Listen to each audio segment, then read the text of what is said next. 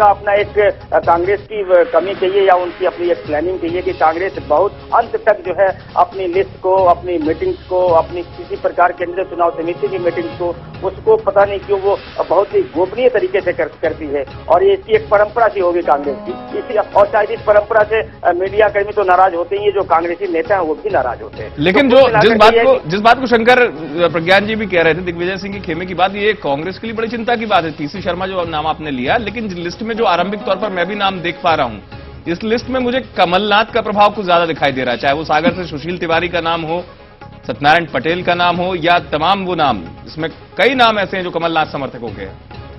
बिल्कुल अमित, आपको बता दूं कि कमलनाथ और दिग्विजय ज्योतिरादित्य सिंधिया, ये दोनों की अपनी एक ट्यूनिंग हो गई है और दिग्विजय सिंह जो है इस तरह से हाशिए पे कर दिए गए हैं। तो जो दिग्विजय सिंह के खेमे के जो लोग हैं उनकी बात यहाँ बिल्कुल नहीं रखी गई है। हाँ, दिग्विजय सिंह के बेटे को जो टिकट दिया गया है वो सिर्फ दिग्विजय सिंह को खुश करने के लिए दिया गया है, लेकिन उन्होंने जिन जिन नामों को सुझाव दिया था मैक्सिमम वो नाम काट दिए गए हैं। जी अमित, बिल्कुल शंकर, आप मेरे साथ बने रहिएगा। जरा कांग्रेस की युवा धारणा को मैं समझने की भी कोशिश करूंगा। यहां पर कांग्रेस की जो स्थिति है, जिसमें कहा जा रहा था, आप भी कह रहे थे कि नए चेहरे सामने आएंगे, नए चेहरे दिखे, उनकी भी व्याख्या मैं कर दूंगा बाद में, जिसमें भोजपुर से गौरव पचौरी का नाम है, जो सुरेश पचौरी जी के शायद भतीजे लगते हैं, या तमाम बड़े नेता है, जिसमें युवा चेहरे कितने हैं कितने नहीं है। हमारे साथ कांग्रेस की युवा चेहरा जिन्हें कहा जाता है और बड़ी नेत्री हैं नूरी खान उज्जैन से हमारे साथ जुड़ रही हैं। नूरी खान जी, सुन पा रही हैं आप? राजनीति लाइव में आपका स्वागत है। जी नमस्कार। जी नूरी जी, आप लिस्ट आ चुकी है, दावेदार आप भी थी, और किस तरीके से लिस्ट में नाम आए हैं, उज्जैन का नाम आपको भी पता है। प्रज्ञान जी इस बीच मेरे साथ चर्चा में आपसे सवाल करना चाह रहे हैं। जी प्रज्ञान जी। नूरी जी, आपको पता होगा कि 82 लोगों की दूसरी लिस्ट कांग्रेस की आ गई। ये मुझे पता चला है कि लिस्ट आने वाली है, आधिकारिक रूप से अभी तक हमारे पास पहुंची नहीं है। अच्छा, आपका नाम उसमें है? इसीलिए ये अभी असमंजस की स्थिति है। जब तक कि आधिकारिक तौर पे घोषणा नहीं हो जाती है, आधिकारिक तौर पे प्रदेश कांग्रेस कमेटी को सूची प्राप्त नहीं हो जाती है, उसकी बिना मैं किसी भी तरीके का ये वक्तव्य या मैं ये नहीं कह सकती हूँ कि उसमें मेरा नाम है या नहीं है।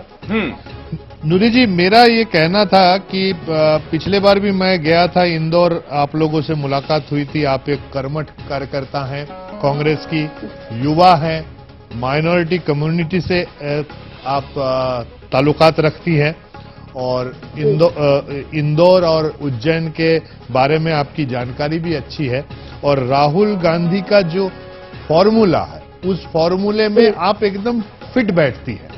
और आज हम राजनीति लाइव में प्रोग्राम ही युवाओं की भागीदारी को लेकर कर रहे थे। मुझे आपसे ये जानना है कि आपको क्या लगता है कि युवाओं को टिकट मिलना या न मिलना, राजनीति में भागीदारी होना, ये ऐसा क्यों नहीं हो पा रहा है, जबकि राहुल गांधी ऐसा चाहते हैं?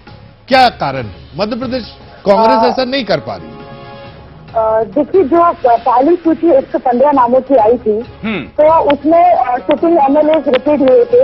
1000 से जो कम अंतराल से आ रहे हैं वो लोग आए थे। तो दूसरी सूची की तरफ सारे युवाओं ने अपनी नजरें टिका रखी थी और टिका रखी है कि दूसरी सूची में बिल्कुल उन्हें बराबरी का प्रतिनिधित्व दिया जाएगा। क्योंकि जिस तरीके से आदरणीय राहुल गांधी जी के फार्मूले की बात की जाती है, तो उसमें भी 35 साल से अंदर के जो युवा है उन्हें तरजीह देने की बात कही गई थी। अब ये जो सूची है वो सूची बिल्कुल स्पष्ट रूप से हमारे सामने जो राहुल गांधी जी की मंशा है, और उसी फॉर्मेट के हिसाब से अगर हमें टिकट वितरण किया गया है पार्टी में, तो मुझे पूरा यकीन है कि युवाओं को ज्यादा से ज्यादा मौका मिलना चाहिए। लेकिन क्या वास्तव में मिला?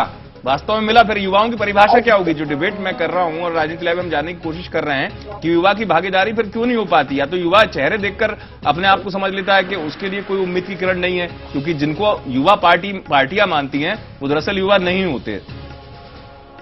देखिए, इसलिए मैं साफ तौर पे न सिर्फ कांग्रेस की प्रवक्ता होने के नाते बल्कि युवा होने के नाते और इस देश का जो हम लोग भविष्य कहलाते हैं उसका वो होने के नाते मैं ये कहना चाहूंगी कि जो हमारे बुजुर्ग नेता हैं, कहीं ना कहीं अगर पार्टी ने ये सोचा था कि युवाओं को 40 साल से अंदर जो अगर हम मान लेते हैं तो उसमें 60 प्लस है, जो 58 प्लस है, अगर कोई एक ऐसी सीट है जहाँ पर एक युवा है और एक बुजुर्ग नेता है, तो वहाँ युवाओं को तरजीह दी जानी चाहिए थी। और जब तक ये बदलाव हम नहीं ला पाएंगे तब तक हम राहुल गांधी जी की उस सोच को भी पूरा नहीं कर पाएंगे। ये मेरी व्यक्तिगत सोच है। नूरी हमारे साथ शंकर